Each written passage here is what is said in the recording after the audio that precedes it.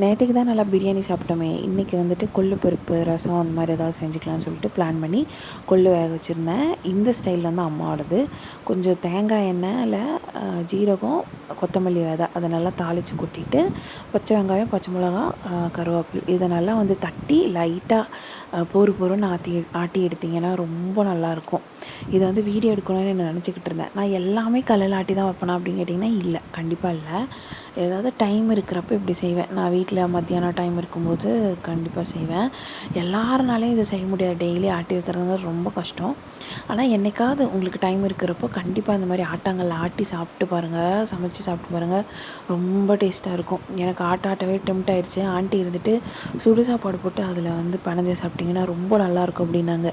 எனக்கு வந்துட்டு டெம்டிங் தாங்க முடியாமல் ஒரு வாய் எடுத்து சாப்பிட்டு அதை உருண்டை பிடிச்சி வச்சு தம்பிக்கு பாப்பாவுக்கு ஊட்டினேன். 2 பேருமே ஓரளவுக்கு நல்லா சாப்பிட்டாங்க. அதுக்கப்புறமா இந்த தண்ணியெல்லாம் கழுவி அதை ரசத்தில் வந்து ஊற்றி ரசம் வச்சு பார்த்தேன். அதுவுமே நல்லா இருந்தது. என்றைக்குமே ரசம் வந்து எங்கள் வீட்டில் மறாத நாள் இருக்கும். எப்போ எந்த ரசம் வச்சாலும். அது வந்துட்டு இன்றைக்கி வந்து காலி ஆயிடுச்சு. கொஞ்சம் மட்டும்தான் மிச்சம் இருந்தது. இதை ஃப்ரிட்ஜ்லேயும் வைக்க தேவையில்ல, வெளியே வச்சாலே போதும். குடம்புளியில் ரசம் வச்சுருந்தேன். அது ஒரு டிஃப்ரெண்ட் டேஸ்ட்டாக நல்லா இருந்தது.